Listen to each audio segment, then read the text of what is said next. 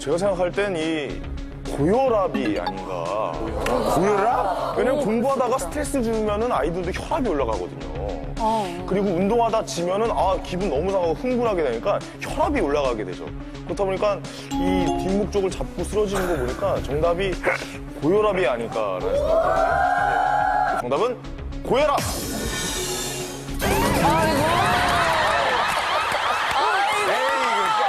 손이 매워졌어요. 한번 해볼까? 아니 진짜 세졌어 이게. 뇌졸중.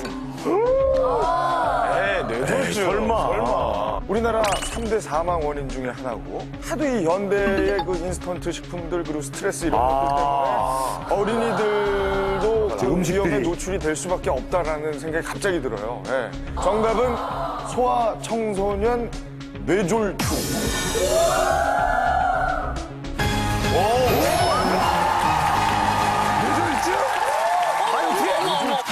위기 탈출 넘버 원.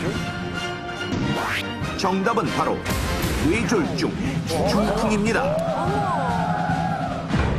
흔히 중풍이라고도 부르는 뇌졸중은 뇌에 혈액을 공급하는 뇌혈관이 막히거나 터져서 뇌가 손상되는 질환으로 혈관이 좁아지면서 막히는 것을 뇌경색, 혈관의 압력이 높아지면서 혈관벽이 터진 상태를 뇌출혈이라고 부르는데요. 대표적인 성인병으로 주로 40대 이상에서 많이 발생하는 것으로 알려진 뇌졸중이 소아 청소년들 사이에서도 매년 1000명 이상 발병하고 있다는 사실 알고 계십니까? 건강보험심사평가원의 발표에 따르면 2008년 뇌혈관 질환으로 진료를 받은 소아 청소년 만여 명 중 뇌졸중으로 확진받은 환자 수는 1180명으로 다시 말해 나이가 어리다고 해서 결코 뇌졸중으로부터 안전할 수 없다는 사실인데 진짜 의외다. 그런데 소아 청소년기의 뇌졸중이 특별히 더 위험한 이유가 있습니다. 그것은 바로 아직까지 예방할 수 있는 방법이 없다는 것. 예방법이 성인 뇌졸중의 경우 비만이나 당뇨, 고혈압과 고지혈증 등 선행 질환이 주요 원인이기 때문에 뇌졸중의 위험 요인을 가지고 있는 사람이라면 적절한 운동과 올바른 식습관 등 평소에 관리만 꾸준히 잘한다면 어느 정도 예방할 수 있는 생활습관병인 반면 소아 청소년의 뇌졸중의 경우는 아직까지 발생 원인 자체가 명확하게 밝혀지지 않았거나 뇌혈관 기형과 혈액질환 그리고 심장병 등 선천적인 원인이 대부분입니다. 때문에 이미 병이 진행돼 눈에 띄는 이상 증상이 나타나기 전까지는 우리 아이가 뇌졸중으로부터 위험한가 아닌가를 판가름할 수 없다는 것. 그래서 소아 청소년의 뇌졸중은 초기에 나타나는 증상들을 얼마나 빨리 발견하느냐가 후유증을 최소화하기 위한 관건인데요. 실제로 몇 달 전 뇌졸중을 앓았던 은비와 유빈이가 건강을 되찾을 수 있었던 이유도 다 조기에 발견해 치료할 수 있었기 때문입니다. 조기 치료가 중요하군요. 정기 검진을 받기 위해 신경과를 찾은 14살 유빈이.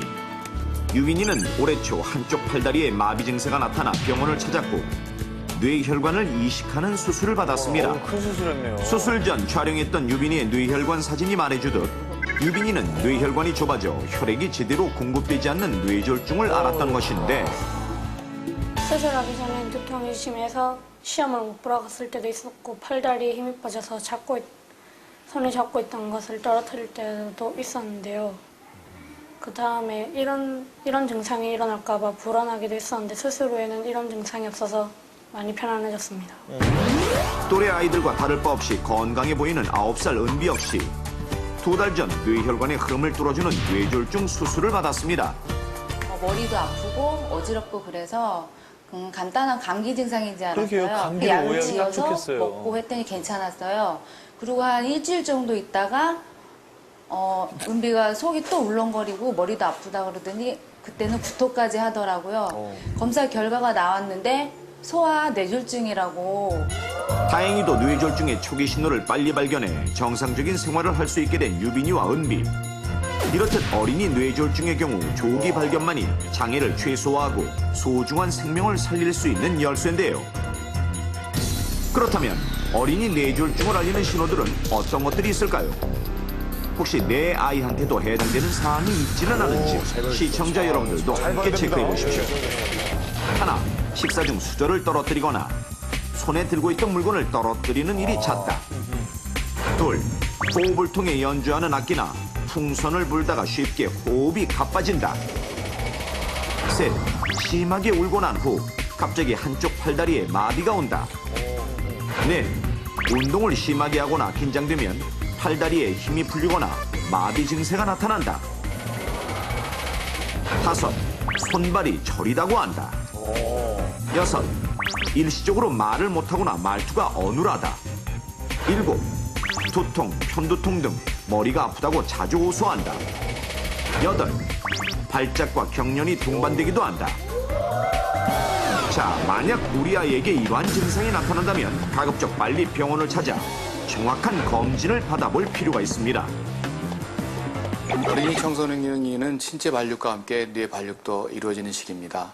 따라서 뇌졸중 증상으로 뇌 혈류가 원활하게 흐르지 않는 것이 만성적으로 지속된다면 뇌조직으로 산소와 영양 공급이 충분치 않기 때문에 뇌 발육은 물론 뇌 손상까지 진행될 수 있습니다. 우리 아이에게 평생 치명적인 장애를 남길 수 있는 뇌졸중. 뇌혈관의 건강은 뇌졸중과 아주 밀접한 관계가 있는데요. 그렇다면 평소 우리 아이들의 뇌혈관을 튼튼하게 할 수 있는 방법은 없을까요? 넘버원에서 알려드리겠습니다. 첫째, 뇌혈류 장애를 가져올 수 있는 과로를 삼가고, 둘째, 혈관이 갑자기 수축하게 되면 혈류의 흐름이 저하될 수 있으므로 뜨거운 음식을 후후 불며 먹거나 악기를 갑자기 세게 부는 등 과호흡을 유발할 수 있는 행동은 가급적 피하는 것이 좋으며, 세 번째로 아이들이 심하게 울거나 과도하게 흥분하는 것 또한 혈관을 수축시켜 혈류의 장애를 일으킬 수 있다는 사실 잊지 마십시오. 넷째, 수분이 부족하면 혈액의 흐름이 저하될 수 있으므로 평소 물을 충분하게 마시는 것이 좋고, 다섯째, 스트레스 역시 뇌혈관 건강의 적. 아이들의 의사와 기분을 존중해 주는 것도 중요합니다. 끝으로 고지방, 고염분 섭취 등의 식습관을 지향하고 건강한 식생활과 함께 적정 강도의 운동을 꾸준히 할 것을 권장합니다. 뇌 속의 시한폭탄, 뇌졸중. 우리 아이에게도 찾아올 수 있다는 사실 절대 잊지 마십시오.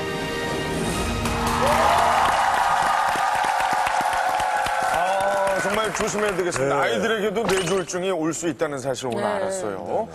교수님, 어린이나 청소년들에게도 뇌졸중이 일어날 수 있다는 사실 대부분 잘 모르고 계시거든요. 성인병은 알려진 것처럼 여러 가지 위험 요인들이 우리가 조절할 수가 있죠. 약물 치료라든지 식생활 습관 같은 것을 고침으로써 예방할 수 있는 데 비해서 모야모야 병은 발병 원인도 알 수 없고 병의 진행을 막을 수 있는 방법도 현재까지는 없습니다. 하지만 조기 발견만 되면 혈관 재문합술이라고 해서 인공혈관을 만들어주는 수술 방법이 있습니다. 그래서 병이 진행되기 전에 혈관 재문합술을 하면 90% 이상 정상 생활이 가능합니다. 미래를 열어갈 아이들의 소중한 눈. 하지만 잘못된 습관 하나 때문에 여러분 자녀의 눈이 서서히 멀어져 가고 있을지도 모른다는 사실을 혹시 알고 계십니까? 뭐 하나 다. 자, 지금부터 그 믿어지지 않는 얘기를 들려드리겠습니다. 너무 중요한데, 눈. 우리 재은이 왔구나? 다녀왔습니다. 얼른 손 씻고 와. 밥 먹게. 네. 이렇게 학교에서 막 돌아온 12살 재현이는 엄마가 차려놓은 식탁 앞으로 와 앉았는데 야, 영양실이네, 영양실. 그런데